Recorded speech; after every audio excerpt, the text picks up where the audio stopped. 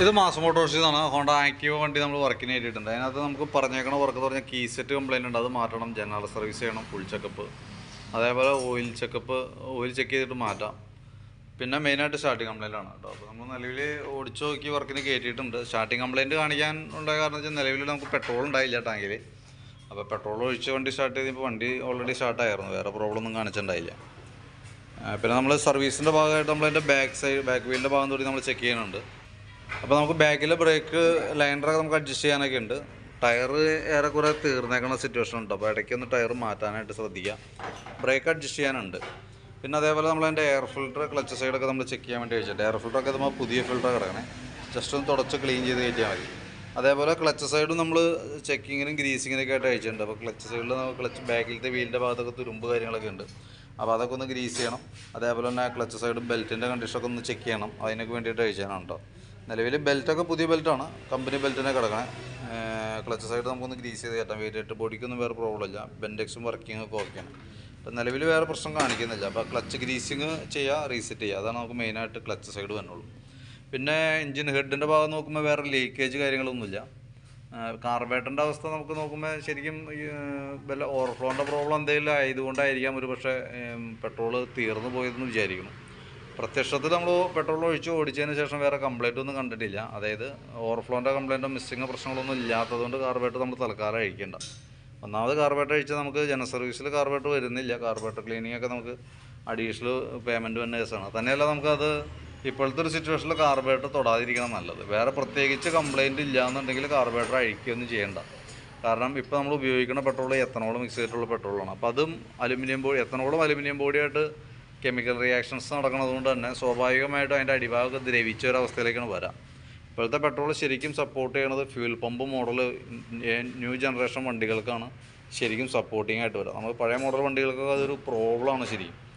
പക്ഷേ നമുക്ക് വേറെ ഓപ്ഷൻ ഇല്ല, വേറെ പെട്രോൾ കിട്ടാനില്ല. അപ്പോൾ അതുകൊണ്ട് തന്നെ പ്രത്യേകിച്ച് എന്തെങ്കിലും കംപ്ലയിൻ്റ് ഇല്ലാണ്ട് കാർബേറ്ററിൻ്റെ ഭാഗം തൊടാതിരിക്കണതാണ് നല്ലത് കേട്ടോ. ഇനി ഓവർഫ്ലോൻ്റെ കംപ്ലയിൻറ്റ് നിലവിൽ ഉണ്ടായിട്ടാണോ പെട്രോൾ തീർന്നു പോയെന്ന് ദിവസം നമുക്ക് അറിയില്ല, അതൊന്ന് ചെക്ക് ചെയ്ത് നോക്കാം. ഓവർഫ്ലോ കംപ്ലയിൻറ്റ് എന്തെങ്കിലും കാണിക്കുന്നുണ്ടെങ്കിൽ കാർബേറ്റർ നമ്മൾ അഴിച്ചാൽ മതി. കാർബേറ്റർ അഴിച്ച് ഓവർഫ്ലോ കംപ്ലയിൻറ്റ് കാണിക്കുന്ന കാർബേറ്ററുകൾ അഴിച്ച് റീസെറ്റ് ചെയ്ത് കഴിഞ്ഞാൽ കിട്ടാൻ സാധ്യത കുറവാണ്. പുതിയ കാർബേറ്റർ വെക്കേണ്ടി വരാറാണ് പതിവ്. അതുകൊണ്ടാണ് നമ്മൾ പറഞ്ഞത് കാർബേറ്റർ അഴിക്കേണ്ടതെന്ന് പറഞ്ഞതിൻ്റെ ദിവസം. ഇതിപ്പോൾ ആദ്യമൊന്നും നമുക്ക് പ്രശ്നമില്ല, അഴിച്ച് ക്ലീൻ ചെയ്താലും പ്രോബ്ലം ഒന്നുമില്ല. പക്ഷേ ഇപ്പോഴത്തെ കാർബേറ്ററുകൾ അഴിച്ച് ക്ലീൻ ചെയ്താൽ ആ ഒരൊറ്റ കാരണം കൊണ്ട് കാർബേറ്റർ മാറ്റി വയ്ക്കേണ്ട സിറ്റുവേഷനൊക്കെ വരാറുണ്ട്. അതുകൊണ്ട് ആവശ്യമാണെങ്കിൽ തീരെ പറ്റാത്തൊരു കണ്ടീഷൻ വന്നാൽ മാത്രമാണ് കാർബേറ്ററുമ്പോൾ തൊടാൻ പാടുള്ളൂ കേട്ടോ. പിന്നെ ഫ്രണ്ട് സൈഡ് നമ്മൾ ബുഷൊക്കെ ഗ്രീസിങ്ങിനൊക്കെ വേണ്ടി അയച്ചിട്ടുണ്ട്, വേറെ പ്രോബ്ലം ഒന്നുമില്ല. ബ്രേക്കിൻ്റെ കേബിൾ ഓൾറെഡി ലോഡായിട്ട് നിൽക്കുകയാണ്. ഈ ഒരു ബ്രേക്ക് കേബിൾ ലോഡായിട്ടൊക്കെ ഉണ്ട്. ഇപ്പുറത്തെ കേബിളും ഔട്ടർ പൊട്ടിയാണ് നിൽക്കണേ. അപ്പോൾ എപ്പോഴും ഫ്രണ്ട് ബ്രേക്ക് ആകുമ്പോൾ സ്വാഭാവികമായിട്ടും ആ കേബിളുകൾ കംപ്ലയിൻറ്റ് കാണിച്ചാൽ കൈയോടെ മാറ്റി സെറ്റ് ചെയ്യണമാണ് ബെറ്റർ. കാരണം എന്താ വെച്ചാൽ ഫ്രണ്ട് ബ്രേക്ക് ലോഡായിട്ട് നിൽക്കുമ്പോൾ സ്വാഭാവികമായിട്ടും നമ്മൾ അറിയില്ല, വണ്ടി ഇങ്ങനെ ടേൺ ചെയ്ത് തിരിക്കണ നേരത്തേക്കായിരിക്കും കയറി സ്റ്റക്കാവും. അപ്പോൾ മാറ്റിയിടാണെങ്കിൽ അതാണ് ബെറ്റർ. ഞാൻ എസ്റ്റിമേറ്റിനകത്ത് ഉൾപ്പെടുത്തുന്നുണ്ട്, നോക്കിയിട്ടൊന്ന് റിപ്ലൈ ഇട്ടാൽ മതി. പിന്നെ ഫ്രണ്ടിലത്തെ ബ്രേക്കിൻ്റെ ലൈനറൊക്കെ നമ്മൾ ചെക്ക് ചെയ്യാനുണ്ട്, അത്യാവശ്യം ഉപയോഗിക്കാനുണ്ട്. ബ്രേക്ക് നമുക്ക് ഒന്ന് അഴിച്ച് ഗ്രീസ് ചെയ്ത് റീസെറ്റ് ചെയ്താൽ മതി. ടയറൊക്കെ പുതിയ ടയർ കിടക്കണം. ഫ്രണ്ട് വീലിൻ്റെ ഭാഗത്ത് ബെയറിങ്ങിന് വേറെ പ്രോബ്ലം ഒന്നുമില്ല.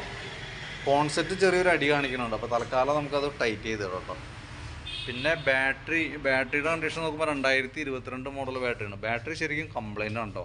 കാരണം എന്ന് വെച്ചാൽ ബാറ്ററി ഒട്ടും വോൾട്ടും വന്നില്ല, ഈ ഡിജിറ്റൽ തെളിയാനുള്ള വോൾട്ട് പോലും ഇല്ല അതിനകത്ത്. അപ്പോൾ ബാറ്ററി മാറ്റി വെച്ചാലാണ് സെൽഫിൻ്റെ കേസ് റെഡിയാക്കാനായിട്ട് പറ്റുള്ളൂ.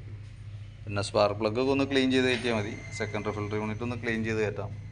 എഞ്ചിൻ ഓയിൽ മാറ്റുന്നുണ്ട്, ഓയിൽ മാറ്റേണ്ട ഒരു ടൈമാണ്. ഏകദേശം ഈ ഒരു അവസ്ഥയിലേക്ക് ആയിട്ടുണ്ട്. അപ്പോൾ ഞാൻ അതിൻ്റെ ഏകദേശം ഒരു എസ്റ്റിമേറ്റ് ആക്കിയിട്ട് അതിൻ്റെ ഡീറ്റെയിൽസ് ഒന്ന് വാട്സപ്പിലേക്ക് ഒന്ന് സെൻഡ് ചെയ്ത് തരാം. വീഡിയോ കണ്ടതിന് ശേഷം നോക്കിയിട്ടൊന്ന് റിപ്ലൈ ചെയ്യണേ, അതനുസരിച്ച് നമുക്ക് വർക്ക് കംപ്ലീറ്റ് ചെയ്യാം. നമുക്ക് ജനറൽ സർവീസിന് പുറമെ വന്ന വർക്കാണ്. ഈ ബ്രേക്കിൻ്റെ കേബിളും കീ സെറ്റും കംപ്ലയിൻ്റ് ഉണ്ട്, അപ്പോൾ അത് മാറ്റുന്ന കേസ് പറഞ്ഞിട്ടുണ്ട്. കീ സെറ്റിൻ്റെ കേസ് ഞാൻ പറയാൻ വിട്ടുപോയതാണ്. Key set already മാറ്റാനുള്ളതാണ്.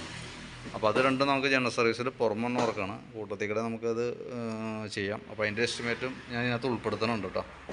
വീഡിയോ കണ്ടതിന് ശേഷം നോക്കിയിട്ടൊന്ന് റിപ്ലൈ ഇട്ടാൽ മതി, അതനുസരിച്ച് നമുക്ക് ചെയ്യാം. ഓക്കെ.